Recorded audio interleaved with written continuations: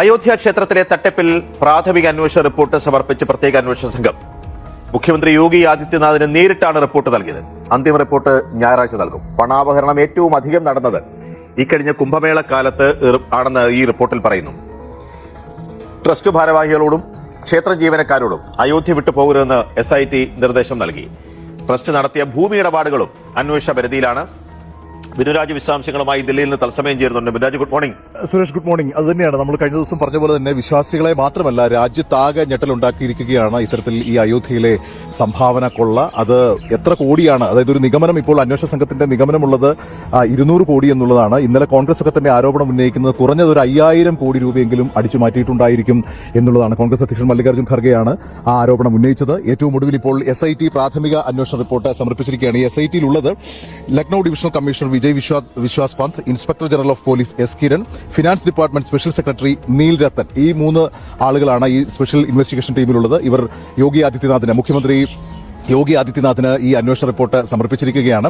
ഈ അന്വേഷണ റിപ്പോർട്ടിൽ ഇവർ ഏതാണ്ട് 100ലധികം ആളുകളെ ചോദ്യം ചെയ്തതിന്റെ അടിസ്ഥാനത്തിലാണ് ഈ റിപ്പോർട്ട് തയ്യാറാക്കിയിരിക്കുന്നതെന്നാണ് പറഞ്ഞിരിക്കുന്നത്. ഇവരുടെയൊക്കെ തന്നെ മൊഴികളിൽ വലിയ വൈരുദ്ധ്യമുണ്ട്, പ്രത്യേകിച്ച് ക്ഷേത്ര ജീവനക്കാർ, അതോടൊപ്പം തന്നെ അവിടെയുള്ള മറ്റ് ട്രസ്റ്റ് ഭാരവാഹികൾ. അപ്പോൾ ഇവരുടെ മൊഴികളിലൊക്കെ തന്നെ വലിയ വൈരുദ്ധ്യമുള്ള സാഹചര്യത്തിൽ വീണ്ടും ഇവരെ ചോദ്യം ചെയ്യണം എന്നുള്ള ഒരു നിലപാട് ആ റിപ്പോർട്ടിൽ അറിയിച്ചിട്ടുണ്ട്. എങ്കിൽ പിന്നെ അതുകൂടി കഴിഞ്ഞു പോരായിരുന്നു റിപ്പോർട്ട് എന്നുള്ള ചോദ്യത്തിന് തൽക്കാലം മറുപടിയില്ല. അതുകൊണ്ട് ഈ ആളുകളോടൊക്കെ ഈ ക്ഷേത്ര നഗരി വിട്ടുപോകരുത്, അയോധ്യ വിട്ടുപോകരുത് എന്നുള്ള നിർദ്ദേശമാണ് ഇപ്പോൾ നൽകിയിരിക്കുന്നത്. മാത്രമല്ല, സുരേഷ് സൂചിപ്പിച്ച പോലെ തന്നെ ഏറ്റവും അധികം ഈ തട്ടിപ്പ് നടന്നിരിക്കുന്നത് കുംഭമേള കാലത്താണ് എന്നുള്ളതാണ്. അത് ജനുവരി മുതൽ ഫെബ്രുവരി വരെ നീണ്ടു നിൽക്കുന്ന ഒരു ആഘോഷമാണ് അയോധ്യയിലെ കുംഭമേള.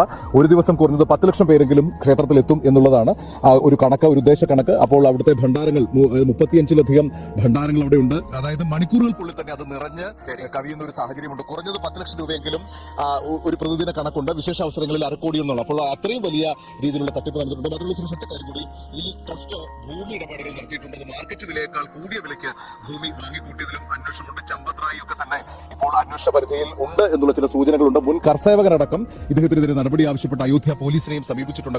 അപ്പോൾ സംഭവബഹുലമായ ദിനങ്ങളാണ് ഇനിയുള്ളത്. ഈ SITയുടെ പോക്ക് എങ്ങനെയാണ് എന്നുള്ളതാണ് ഏറ്റവും പ്രധാനപ്പെട്ട കാര്യം.